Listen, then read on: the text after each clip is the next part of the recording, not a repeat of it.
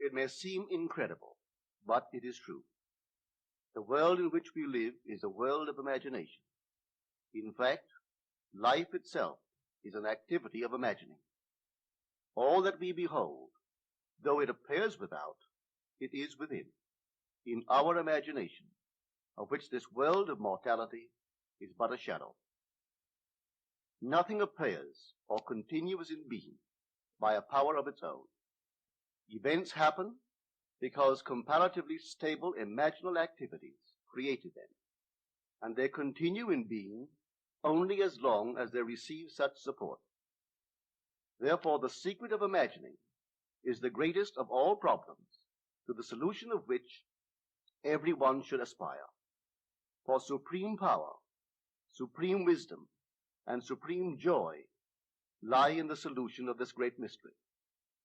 When man solves the mystery of imagining, he will have discovered the secret of causation, and that is, imagining creates reality. Divine imagining and human imagining are not two powers at all, but one. The valid distinction which exists between them lies not in the substance with which they operate, but in the degree of intensity of the operant power itself. Acting at high tension, an imaginal act is an immediate objective fact. Keyed low, an imaginal act is realized in a time process. Human history, with its forms of governments, its revolutions, its wars, and in fact the rise and fall of nations, could be written in terms of the imaginal activities of men and women. All imaginative men and women are forever casting forth enchantments, and all passive men and women who have no powerful imaginative lives are continually passing under the spell of their power. If imagination is the only thing that acts or is in existing beings or men, as Blake believed, then we should never be certain that it was not some woman treading in the winepress who began that subtle change in men's minds. The future is the imaginal activity of man in its creative march. Imagining is the creative power, not only of the poet, the artist, the actor, and orator, but of the scientist, the inventor, the merchant, and the artisan. Its abuse in unrestrained, unlovely image-making is obvious, but its abuse in undue repression breeds a sterility which robs a man of actual wealth of experience. Imagining novel solutions to ever more complex problems is far more noble than to restrain or kill out desire. Life is the continuing solution of a continuously synthetic problem. Imagining creates events. Our world, created out of men's imagining, comprise unnumbered warring beliefs. Therefore, there can never be a perfectly stable or static state. Today's events are bound to disturb our yesterday's established order. Imaginative men and women invariably unsettle a pre-existing peace of mind. Hold fast to your ideal in your imagination. Nothing can take it from you but your failure to persist in imagining the ideal realized. Imagine only such states that are of value or promise well. To attempt to change circumstances before we change our imaginal activity is to struggle against the very nature of things. There can be no outer change until there is first an imaginal change. Everything we do, unaccompanied by an imaginal change, is but futile readjustment of surfaces. Imagining the wish fulfilled brings about a union with that state, and during that union we behave in keeping with our imaginal change. This shows us that an imaginal change will result in a change of behavior. However, our ordinary imaginal alterations, as we pass from one state to another, are not transformations, because each of them is so rapidly succeeded by another in the reverse direction. But whenever one state grows so stable as to become our constant mood, our habitual attitude, then that habitual state defines our character and is a true transformation. Now let me call your attention to the design on the cover of this record. You will notice a man sitting on a park bench, imagining himself to be in a home. This is the secret of those who lie in bed awake while they dream things true. They know how to live in their own dream house until, in fact, they do. Man, through the medium of a controlled waking dream, can predetermine his future. That imaginal activity of living in the feeling of the wish fulfilled leads man across a bridge of incident to the fulfillment of the dream. If we live in the dream, thinking from it and not of it, then the creative power of imagining will answer our adventurous fancy, and the wish fulfilled will break in upon us and take us unawares.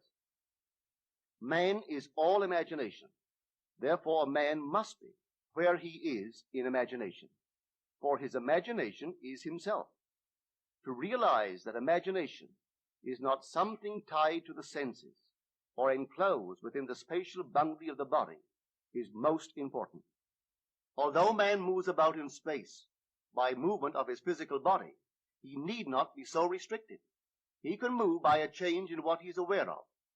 However real the scene on which sight rests, man can gaze on one never before witnessed. He can always remove the monkey if it upsets his concept of what life ought to be. This ability to mentally move from things as they are to things as they ought to be is one of the most important discoveries that man can make. It reveals man as a center of imagining with powers of intervention which enable him to alter the course of observed events, moving from success to success through a series of mental transformations of nature, of others, and himself. How does he do it? Self-abandonment. That is the secret. He has to abandon himself mentally to his wish fulfilled, in his love for that state, and in so doing live in the new state and no more in the old state. Now we can commit ourselves to what we do not love.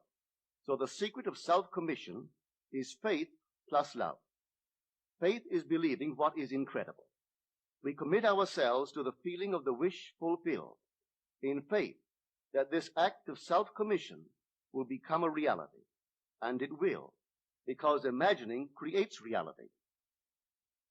Imagination is both conservative and transformative. It is conservative when it builds its world from images supplied by memory and the evidence of the senses. It is creatively transformative when it imagines things as they ought to be, building its world out of the generous dreams of fancy. In the procession of images, the ones that take precedent naturally are those of the senses. Nevertheless, a present sense impression is only an image.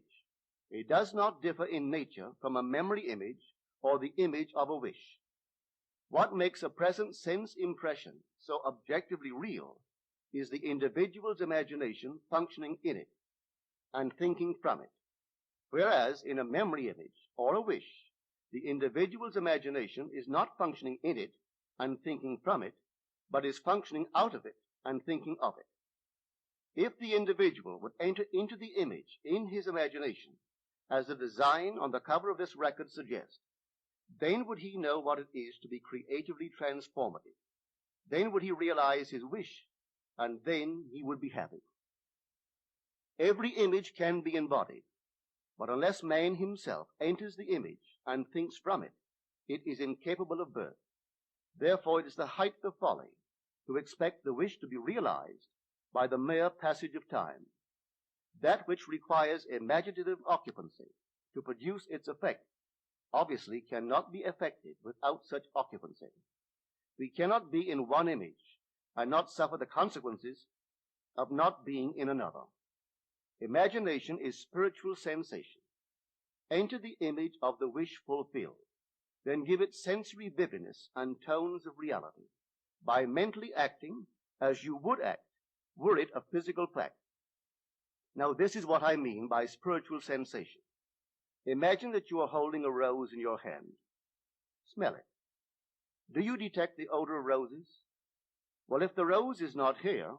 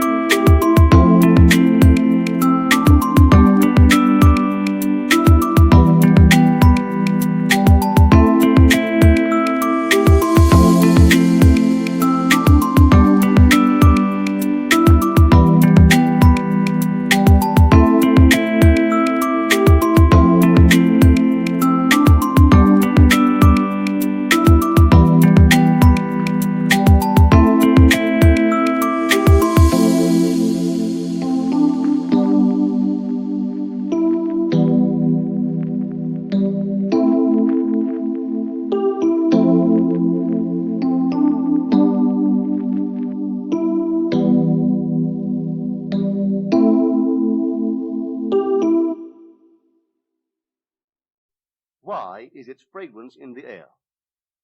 Through spiritual sensation, that is, through imaginal sight, sound, scent, taste, and touch, man can give to the image sensory vividness. If he does, all things will conspire to aid his harvesting. And on reflection, he will see how subtle were the threads that led to his goal. He could never have devised the means which his imaginal activity used to fulfill itself. If man longs to escape from his present sense fixation, to transform his present life into a dream of what might well be, he has but to imagine that he is already what he wants to be, and then feel the way he would expect to feel under such circumstances. Let him, like the make-believe of a child who is remaking the world after its own heart, create his world out of pure dreams of fancy. Let him mentally enter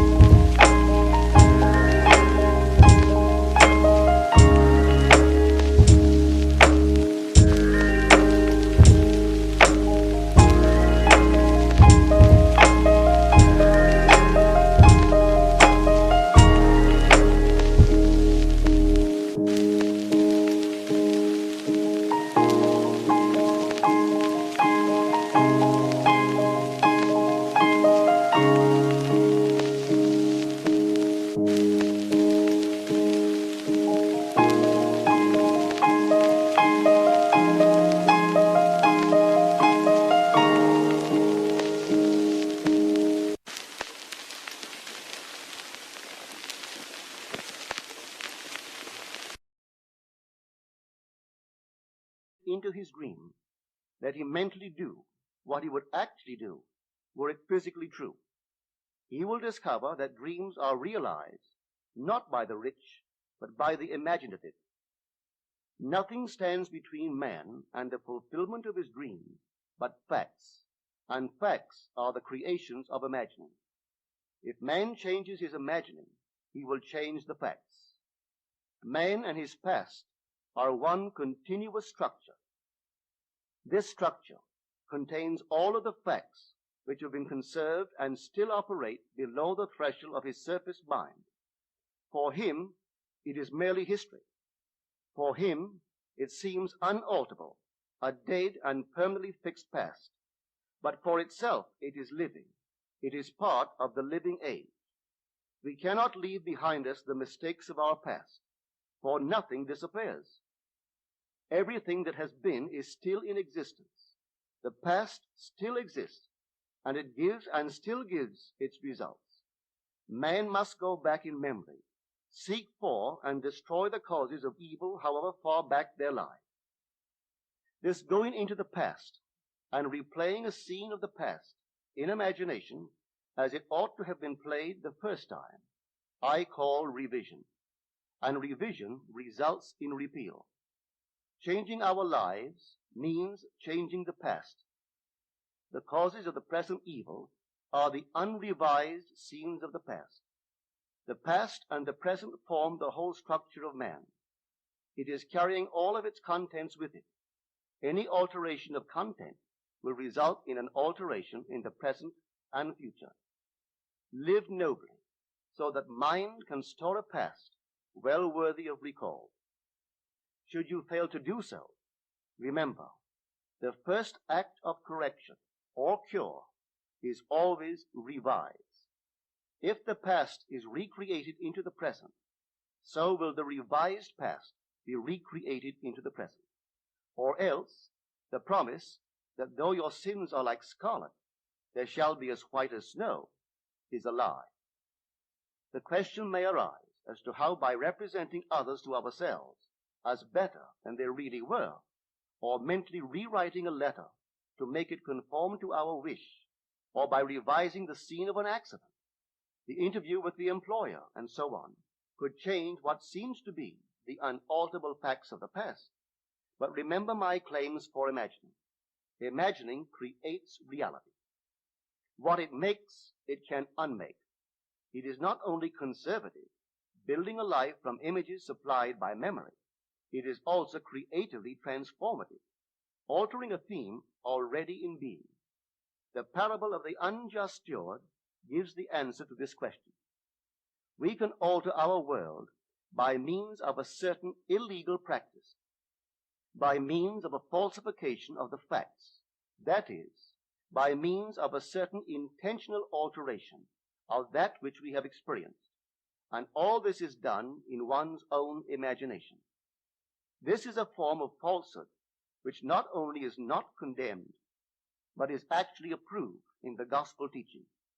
By means of such a falsehood, a man destroys the causes of evil and acquires friends. And on the strength of this revision, proves, judging by the high praise the unjust steward received from his master, that he is deserving of confidence. Because imagining creates reality, we can carry revision to the extreme and revise a scene that would be otherwise unforgivable.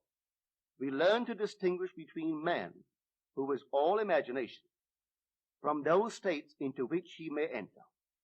An unjust steward, looking at another's distress, will represent the other to himself as he ought to be seen.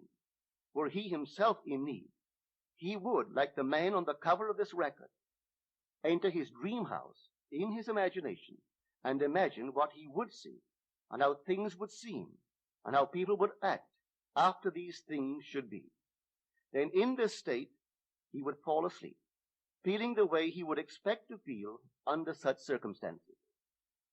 Would that all the Lord's people were unjust stewards, mentally falsifying the facts of life to deliver individuals forevermore.